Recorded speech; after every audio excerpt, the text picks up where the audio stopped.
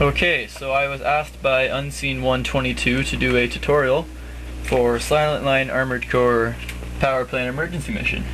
Now, the AC design that I was given was not anything like what I used, so I basically remade it similar to what I used on the mission. I'm going to explain the parts and why I used them first, so that anybody else playing here can understand the game. Now, I'm going to assume that you don't have the OP Intensify part because you haven't played number 3. So, I recommend things like reducing shell and energy-based damage, because basically he's going to hit you with a lot of energy, and you need as much that you've got on you as possible. So, let's see here. What can I use for one more slot? I'm just picking random things here. These aren't, the optional parts aren't incredibly important. There we go. Okay. Head with a radar. That's important so you can see shit, because your back's going to be completely covered. Alright. Next step. You want the thickest core possible. Not all these parts are going to be available if this is your first time playing through the game, but you want the thickest core possible, thickest arms possible, thickest legs possible. This gives you your buffed up 9,931 for your armor, which you're going to need if you're going to be able to take all the punishment that he's dishing out. Alright? Now, things like energy. You want the most energy efficient generator.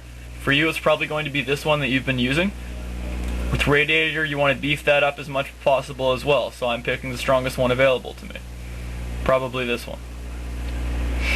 Sight lock, let's see here. Your booster doesn't have to be incredibly powerful, because you're going for more of a standing still mech, and so you don't need to worry so much about moving, because you're going to be able to take the punishment of his cannon. The whole point is that you're going to blast him more times than he blasts you. That's why you have the two-sided linear cannon on your back. That's what's going to get him. That's what I used, and it worked beautifully if you can time it right. On my arm, I've got the strongest machine gun possible. You're going to need that to deal with all the little shits, and you get extra money paid to you if you decide to kill the other MTs in the mission. You get a little bit of extra money, which is good if it's your first time playing. I also believe that when you finish this mission off, you have more parts available to you, which is good too. And an energy shield on your arm, that's optional. Some people prefer the sword. I'm going to take that because the biggest weapon on the white MT is an energy blaster, and that's going to do a lot of damage to you. You'll see how I got a very good rating for this guy. He's doing okay. So, let's take it into the mission. Trying to remember where it was. Not here. Let's see here. This is another thing. When you beat the game, you get a chance to go back and do all the missions again, which is kind of fun. Gives you a chance to try out all the stuff you had never done before. Redo some missions. Power plant emergency. Okay, I got S on this. Good. Okay. Fire suppression systems. Now, the high radiator will allow you also to deal with a lot of the fires easier too, which you're going to experience. So that's another good feature to have. Turn up the volume here. I like the volume in the game.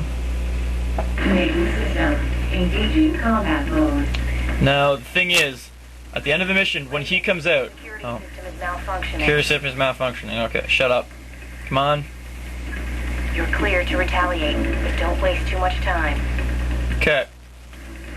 Because the cannon locks you in a sort of kneeling position, you need to have him in an area where he's close enough to you that you can ping at least 2 or 3 good shots. You've only got 10, but it's only going to take about 4 to really nail him.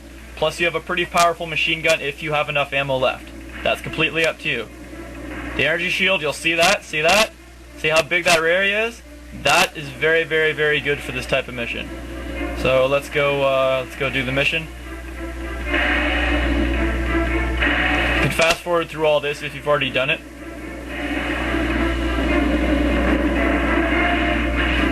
Remember the first time I played through this mission, I got so pissed off with it.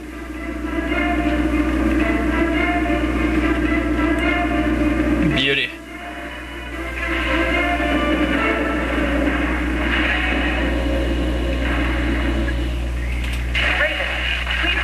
Raven, please hurry.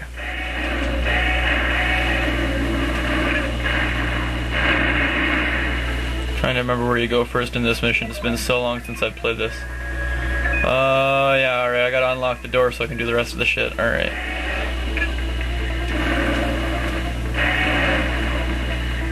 See here, what's down this way?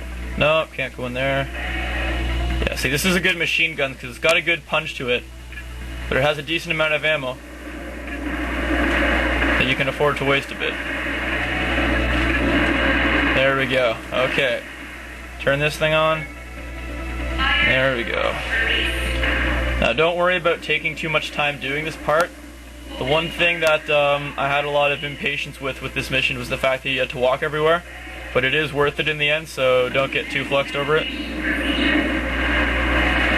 And you notice how I still have over